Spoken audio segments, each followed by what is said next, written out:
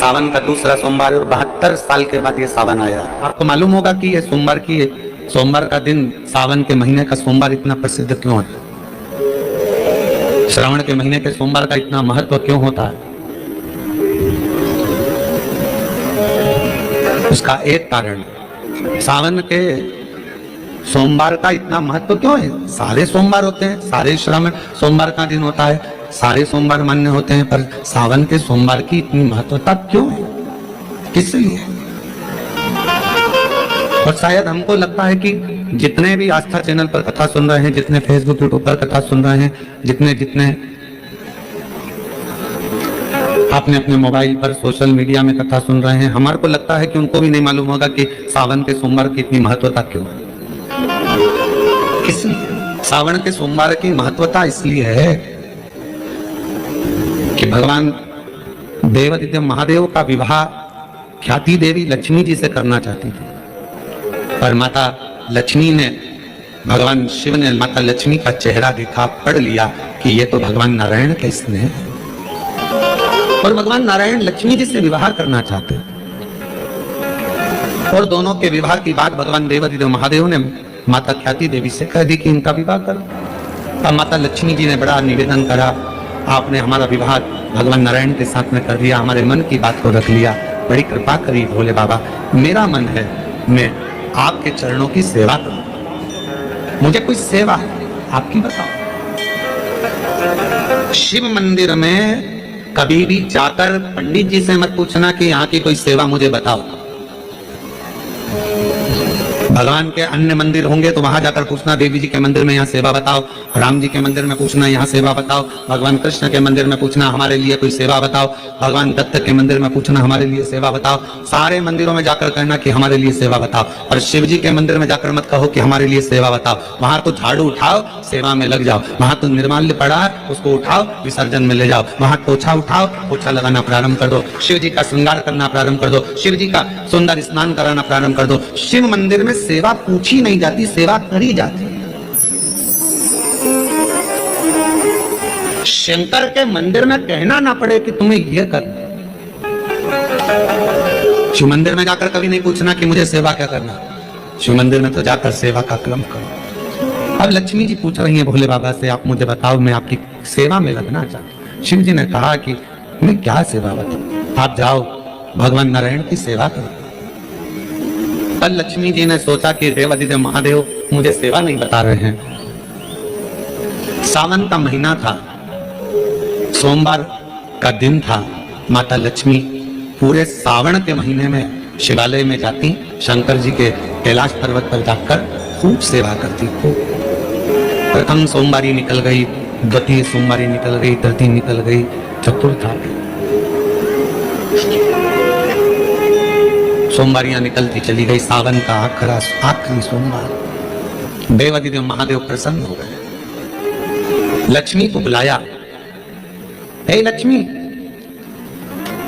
पूरी दुनिया में केवल महासंबोधन मेरे नाम के आगे लगा है, लोग मुझे देवादिदेव महादेव कहते हैं। सारी पुराणों को केवल पुराण कहा जाएगा, पर शंकर की पुराण को भी महासंबोधन से संबोधित किया जाएगा, शिव महापुराण। लक्ष्मी, मुझसे जो जुड़ा हुआ है, मेरे नाम के आगे महासंबोधन लगा हुआ है, लोग मुझे महादेव कहते हैं। पर लक्ष्मी, तूने पूरे श्रावण के महीने में मेरी सेवा करी है, और आज सोमवारी के दिन तूने मेरी अविरल भक्ति को धारण करा है, बिना पूछे सेवा में, बिना दिखावे के तल्लीनता से सेवा करी है। मैं अपना महासंबोधन दुनिया में किसी को नहीं देता, आज तुझे दे रहा हूं। और लक्ष्मी केवल लक्ष्मी नहीं रही, उस दिन से लक्ष्मी मां लक्ष्मी, लक्ष्मी केवल लक्ष्मी नहीं रही, उस दिन लक्ष्मी महालक्ष्मी के संबोधन से प्रकट हुई। आज महासंबोधन लक्ष्मी जी को अगर किसी ने दिया तो भगवान देवादिदेव महादेव ने दिया। और वो महासंबोधन कब मिला?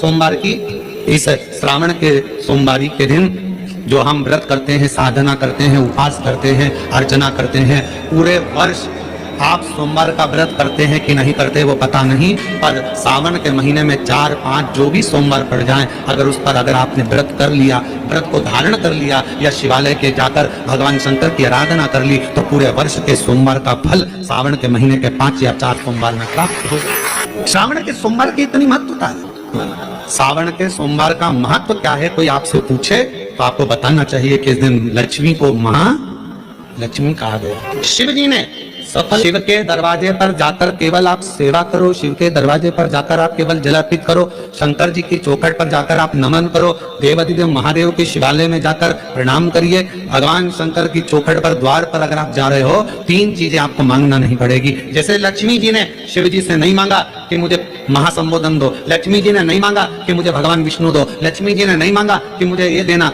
लक्ष्मी जी तो शंकर भगवान की सेवा में लग गई, तो लक्ष्मी जी को 3 चीजें अपने आप मिल गई। एक शांति हृदय की, दूसरा दिशा लक्ष्मी जी को कहां जाना है, और तीसरे नंबर पर सफलता। माता लक्ष्मी केवल लक्ष्मी नहीं रही, उनको महालक्ष्मी कहा गया। महावी तो कितना सुंदर है सावन का महीना, सुंदर है सावन का महीना, और वो महीना जो भगवान शंकर को सबसे ज्यादा प्रिय है। माँ सती, माँ उमा, माँ कात्यायनी, माँ कुष्मांडा, माँ स्कंदा, माँ महागौरी, जितनी जितनी माता पूर्व में हुई हैं, जो शिव जी के साथ में ब्याही हैं, शिव को जिन्होंने अपना बना लिया था, उन सभी माताओं ने सावन के महीने में शंकर भगवान को प्राप्त किया, और शिव जी ने सावन के महीने में ही उनको अपना बना लिया। और ये बात भगवान शिव ने स्वयं कही, स्वयं भगवान शंकर स्वयं नंदी से ये बात कहते हैं, नंदी मुझे श्रावण अति प्रिय है। नंदी ने पूछा क्यों, तो कहा इस श्रावण के महीने में मेरी अर्धांगिनियां मुझे भजती थी, उनको मैंने स्वीकार किया था, और यही सावन के महीने में चराचर जीव, आप देखिएगा गर्मी के समय में छोटे छोटे जो जीव जंतु सब, जितनी गर्मी पड़ती है सब मर जाते हैं। बोलो मरते कि नहीं मरते। अभी बारिश चालू हो गई, बारिश चालू हो गई तो तुम्हारे घर में ऐसे बारीक बारीक नए नए डिजाइन के कीड़े मिलेंगे। घर में घुस जाते हैं तो शिव महापुराण की कथा कहती है, चराचर अचर जीव जंतु पशु पक्षी सबको मालूम है सावन का महीना चल रहा है, हमारे बाबा का महीना चल रहा है जो करुणा करने वाले, ये उनको भी ज्ञान है। उसको पशुपति नाथ कहते हैं, उसको भी मालूम है। अब जरा विचार करिए, जिस चींटे में कभी पर नहीं आते वो चींटे में सावन में पर आ जाते हैं। जब चींटे को पर दे सकता है तो सावन में 1 लोटा जल चढ़ाने वाले को भी मेरा बाबा उड़ा तो सकता है, आगे बढ़ा तो सकता है, उन्नति की ओर ले जा तो सकता है। वो शिव तत्व है। उसी तरह भगवान तुम्हें एक बार का विभव दे देता है, एक बार का धन दे देता है, एक बार की दौलत दे देता है, फिर लोग उसको भोगने लगते हैं, और भोगते भोगते आखिरी में एक दिन ऐसा आता है कि डब्बा खाली हो जाता है। डब्बा खाली होता है, फिर रोने बैठ जाता है, तकलीफ आई, फिर लोटा लेकर भागता है। शिव जी कहते हैं जो मेरे मंदिर में, मेरी कथा में, मेरे रस तत्व में हमेशा एक जैसा लगा रहता है, उसकी जिंदगी को भी मैं हमेशा उन्नति की ओर बढ़ाते बढ़ाते अग्रणता में लेकर चलता, फिर उसको डाउन नहीं कर देता, उसको नीचे नहीं कर देता। जैसे श्रावण महीने में चढ़ाए गए कनेर के फूल दुर्वा, और हम सबसे कहेंगे, मान लो यदि कोई विशेष कोर्ट का केस चल रहा हो, कोई कोर्ट में कोई बातें चल रही हो, अदालत आदि में कोई कार्रवाई चल रही हो, कोई फाइल प्रशासनिक अधिकारियों के पास फंस गई हो और कुछ ना कुछ उसमें अपने को लगता है कि तकलीफ का प्रसंग है, तो हम कहेंगे शिव की आराधना करो, सत्यता पर जियो, और साथ में 5 दुर्वा, 1 कनेर का फूल पीला, 1 पीला कनेर, 5 दुर्वा, 5 बेलपत्र लेकर शिव जी के मंदिर में जाकर शिवलिंग पर समर्पित कर 2 लोटा जल सावन के महीने में उसी पर बेलपत्र कनेर के फूल पर चढ़ाइए।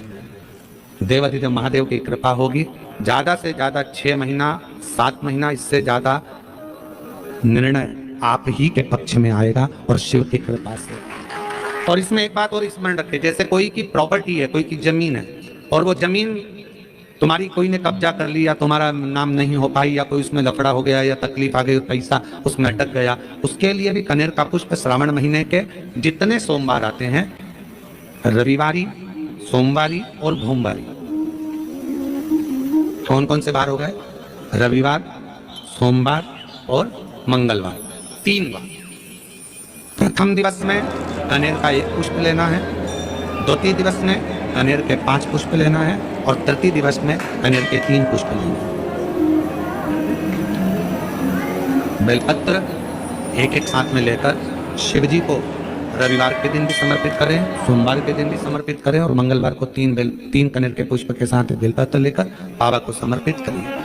कितना भी अटकी हुई प्रॉपर्टी होगी, कह दिया उसने मैं तेरे नाम प्लाट नहीं कराऊंगा और पैसा लेकर बैठ गया या पैसा नहीं दे रहा है या किसी भी रूप में भटका हुआ है, अगर सावन के 4 सोमवार पढ़े या 5 सोमवार पढ़े, आपने ये प्रत्येक सावन के सोमवार के पेजेस, फिर से बोलो कौन सा बार, रविवार, सोमवार और मंगलवार, ये 3 बार का क्रम अगर प्रत्येक सोमवार के पहले और बाद में कर लिया तो आपको उसे प्रॉपर्टी उस व्यक्ति को तुम्हें देना ही पड़ेगी, छोड़ना ही पड़ेगी।